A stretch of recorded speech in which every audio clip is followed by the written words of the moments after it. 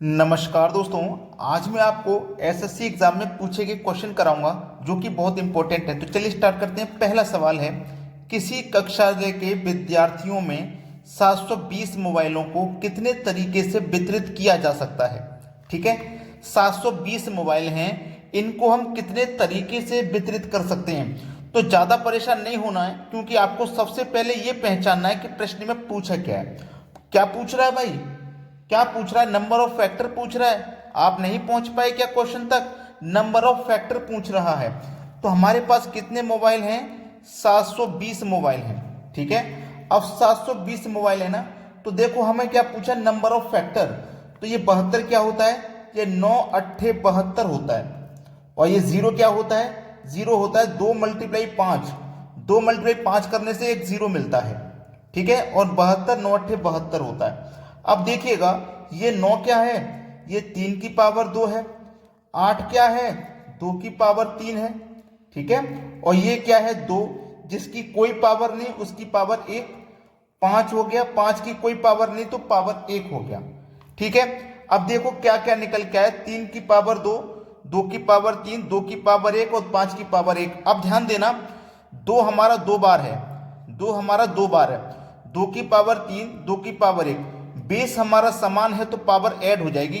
तो 3 और 1 को जोड़ देंगे तो 2 की पावर 4 हो जाएगी। ठीक है, मल्टीप्लाई। फिर क्या है? 3 की पावर 2 है, मल्टीप्लाई 5 की पावर 1 है। यही तो है। अब नंबर ऑफ फैक्टर कैसे निकालते हैं भाई? नंबर ऑफ फैक्टर कैसे निकालते हैं?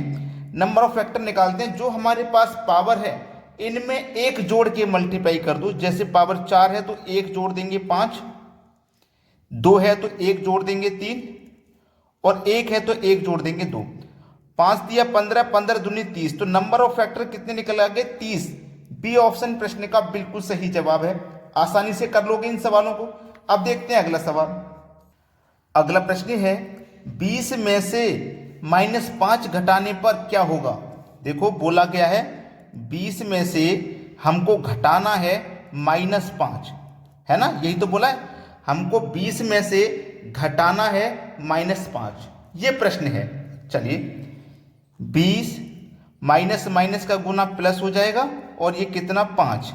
अब 20 में जोड़ दो 5, तो आपके सवाल का जो सही जवाब है वो 25 है। डी ऑप्शन बिल्कुल सही है। ये सवाल मैं क्यों करा रहा हूं, बहुत बच्चे होते हैं ऐसे जो इस प्रश्न को पता है क्या कर देते हैं, 20 में से -5 करना है तो 20 में से -5 कर देंगे, आंसर आ जाएगा 15। और पहले ऑप्शन में 15 दिया गया है जो कि गलत है, और बच्चे इसको सही कर देते हैं। तो पहले सही कैलकुलेशन सीख लीजिए। अब देखते हैं अगला सवाल। अगला प्रश्न है, x की पावर 7 प्लस 1/x की पावर 7 बराबर 6 हो तो x की पावर 21 प्लस 1/x की पावर 21 का मान क्या होगा। जब ये प्रश्न एग्जाम में आया तो बहुत से बच्चों का समझ में ही नहीं आया कि भाई ये प्रश्न एग्जामिनर ने क्या सोच के दिया है, जबकि मात्र 5 सेकंड का क्वेश्चन है। एग्जामिनर ने कुछ ना कुछ सोच के तो दिया होगा, लेकिन बच्चे सोच में पड़ गए कि एग्जामिनर ने क्या सोच के सवाल दिया। देखो यहाँ पे क्या है? 7, यहाँ पे क्या है? 21। ये 7 है और ये 21 है, यानी कि 7 से हो गया 21, 7 से हो गया 21, कितना गुना? 3 गुना।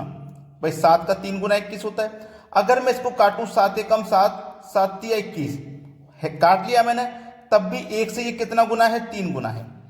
3 गुना है ना, तो मैंने यहाँ पे देखो इसको काट दिया, 7 एकम 7 और 7 तिया 21, मैंने ये काट दिया। अब x की पावर 1 1/x की पावर 1 हो जाएगा, क्योंकि 7 से 21 कट गया है। तो ये प्रश्न अब क्या बन गया?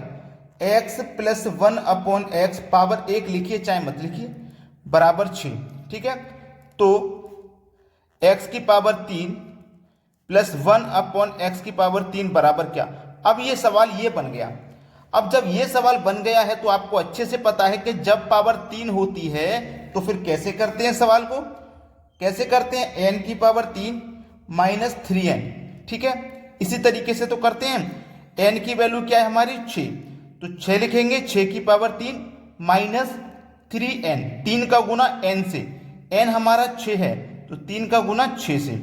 अब 6 की पावर 3 का मान 216 माइनस 3 6 18, 216 में से 18 को माइनस कर दो, 198 आपके सवाल का ना बिल्कुल सही जवाब है। एग्जामिनर ने सवाल पूछा था बिल्कुल सही, लेकिन बच्चे सोच में पड़ गए। अब देखते हैं अगला सवाल। अगला सवाल है, एक दुकानदार क्रय मूल्य पर 82% की हानि पर बेचता है लेकिन 28% कम वजन का उपयोग करता है, उसका प्रतिशत लाभ या हानि क्या है?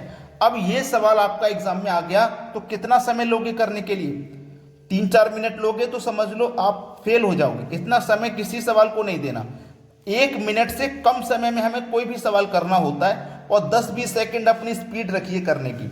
देखो, एक तो लिखूंगा मैं कॉस्ट प्राइस, एक लिखूंगा मैं सेलिंग प्राइस। समझना, किसी भी चीज का मूल्य यानी कि कॉस्ट प्राइस कितना होता है? 100 होता है। अब 100 की चीज को उसने क्या किया है? 82% की हानि पर बेचा है। 100 की चीज को 82 की हानि पर बेचूंगा मतलब 18 में बेचूंगा, ठीक है।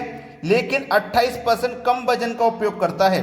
जहां उसे पूरा 100% का उपयोग करना था वहां पे उसे 28% कम वजन का उपयोग किया, यानी कि 28 कम कर दो 72, बस इसको कटा लो, आंसर आ गया।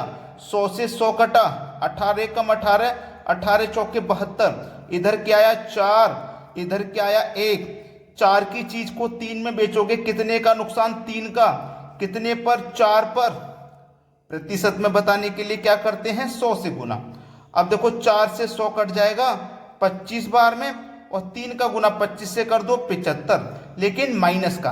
अब माइनस में आने का मतलब है हानि होगा, तो 75% का हानि होगा।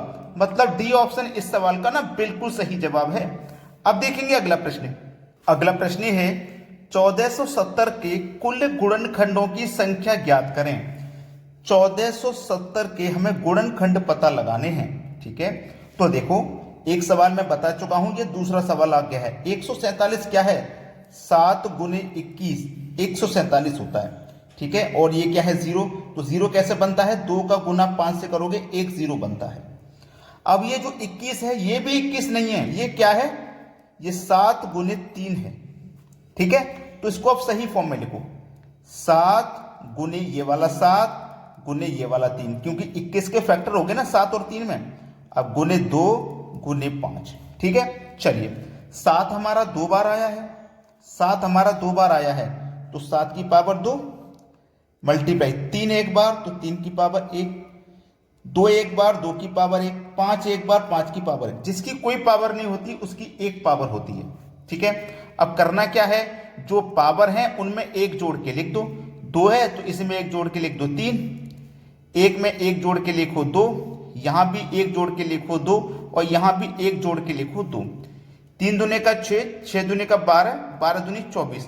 तो नंबर ऑफ फैक्टर कितने हैं? 24 हैं। ये आपके इस सवाल का ना बिल्कुल सही जवाब है। 24 देख लो किस ऑप्शन में? सी ऑप्शन में है। अब देखते हैं अगला सवाल।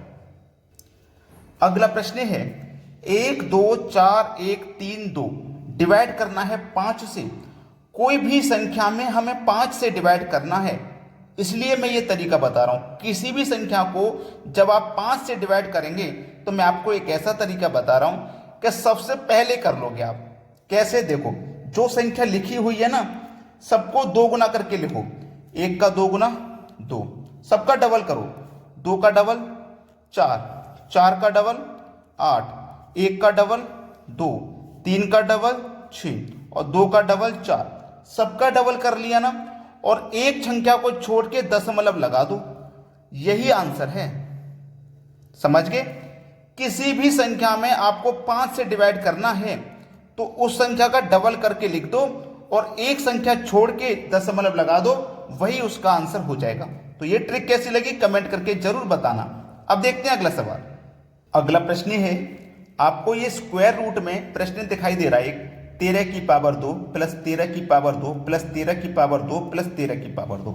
तो सभी जगह 13 की पावर 2 है, तो 13 की पावर 2 कॉमन आ जाएगा। कॉमन आ गया, यहां से 13 की पावर 2 पूरा कॉमन चला गया, तो 1 बचा, यहां भी 1 बचा, यहां भी 1 बचा और यहां भी 1 बचा।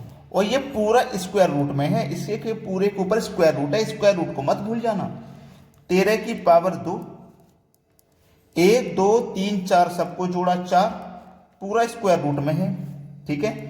13 की पावर 2, 4 को क्या लिख सकते हैं? 2 की पावर 2, और ये पूरा स्क्वायर रूट में है, ठीक है।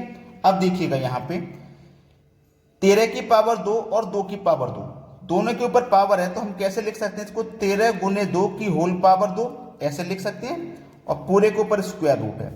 अब स्क्वायर से ये स्क्वायर रूट कट जाएगा, 13 गुने 2 बचेगा, 13 गुने 2 बचेगा। अब 13 गुने 2 कर दोगे तो 26 हो जाएगा। आपके सवाल का सही जवाब बी ऑप्शन, 26 बिल्कुल सही जवाब है।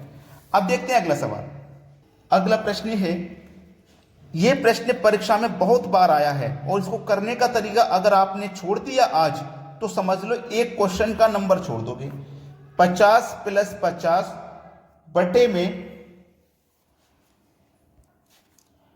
अगला प्रश्न है √50 प्लस √18 बटे में √32। इसको सॉल्व करना है। बहुत बार ये परीक्षा में आया है सवाल, बहुत बार, लेकिन बच्चे छोड़ देते हैं क्योंकि इसमें टाइम ज्यादा लगता है और कुछ बच्चों को तो करना ही नहीं आता। जिनको करना नहीं आता ना, करना सीख लो। 50 को हम क्या लिख सकते हैं, 2 गुने 25, 50 होता है ना, पूरे के ऊपर स्क्वायर रूट लगाओ, प्लस 18 को क्या लिख सकते हैं हम, 2 गुने 9 लिख सकते हैं, पूरे के ऊपर स्क्वायर रूट लगाओ, बटे में 32 है, इसको क्या लिख सकते हैं, 2 गुने 16, 32 होता है, इसके ऊपर स्क्वायर रूट लगाओ। अब देखो ये भी स्क्वायर रूट में है, ये भी स्क्वायर रूट में है, तो दोनों को अलग अलग कर लो। स्क्वायर रूट में 2 और स्क्वायर रूट में 25 प्लस स्क्वायर रूट में 2 स्क्वायर रूट में 9 और बटे में स्क्वायर रूट में 2 और स्क्वायर रूट में 16, अलग अलग कर लिया। ठीक है, अब देखो √2 यहां भी, √2 यहां भी, तो कॉमन आ जाएगा। √2 आ गया आपका कॉमन। जब √2 कॉमन आ गया तो अंदर क्या बचा आपके पास, √25 प्लस √9। भाई √2 और √2 कॉमन आ गया, प्लस 25 और 9 ही तो बचा आपके पास, और बटे में क्या बचा, √2 √16। तो √2 से √2 ये कट जाएगा, 25 का स्क्वायर रूट करोगे 5, 9 का स्क्वायर रूट करोगे 3, 16 का स्क्वायर रूट करोगे 4, 5 और 3 8 बटे में 4, आंसर आ गया 2। ये बिल्कुल सही जवाब है 2। सभी को इस तरीके के सवाल में कोई समस्या नहीं होगी। अब देखते हैं अगला सवाल। अगला प्रश्न है, स्क्वायर रूट में दे रखा है 100 स्क्वायर माइनस 50 स्क्वायर बटे में 50 स्क्वायर। अगर आप इसको ध्यान से देखेंगे तो अगर आप 100 को a मान लें, 50 को b मान लें, तो a square minus B square का फॉर्मूला है, a square minus B square का फॉर्मूला बन रहा है। तो a square minus B square कितने के बराबर होता है, a plus B into A minus B, इसी के बराबर तो होता है। चलिए a का मान 100 है, b का मान 50 है, a का मान 100, b का मान 50, लिख लिया ना। बटे में भी तो है, इसको मत भूल जाना, बटे में भी संख्या है, इसको मत भूल जाना। 50 का स्क्वायर है तो 50 के स्क्वायर का मतलब क्या है, 50 गुने 50, और ये भी मत भूल जाना कि पूरे के ऊपर स्क्वायर रूट है, ये भी मत भूल जाना कि पूरे के ऊपर स्क्वायर रूट दिया गया है। नहीं बोलोगे ना, 100 और 50 को जोड़ोगे तो 150, 100 में से 50 को घटाओगे 50 बटे में 50 गुने 50, पूरे के ऊपर स्क्वायर रूट। 50 से देखो 50 कटा, 50 से 150 कटा 3 बार में, तो आपके पास क्या बचा, 3 अंडर रूट में। तो अंडर रूट में केवल 3 बचा है आपके पास, यही आपका आंसर हो जाएगा, जो कि हमारे डी ऑप्शन में दिया गया है। सही जवाब समझ में आ गया। अब देखते हैं अगला सवाल। अगला सवाल है 1 plus 1/2 into 1 plus 1/3 into 1 plus 1/4, और हम इतनी बड़ी संख्या तक जा रहे हैं। कैसे करेंगे, मात्र 5 सेकंड में। 2 1 कम 2, 2 में जोड़ेंगे 1 तो 3/2 इंटू 3 1 कम 3, 3 में जोड़ेंगे 1 तो 4/3, 4 1 कम 4, 1 जोड़ेंगे तो 5/4। ऐसे ही चलते जा रहे हैं। कहां तक, 198 का गुना 1 से करेंगे तो 198, और 1 जोड़ देंगे, देखो 998 में 1 से गुना करेंगे 998, 1 जोड़ देंगे तो 999, और बटे में क्या हो जाएगा, वही 998। अब देखो 3 से 3 कटा, 4 से 4 कटा, 5 से 5 कटेगा, ऐसे ही 998 से 998 कटेगा। ऊपर क्या बचा आपके पास, 999।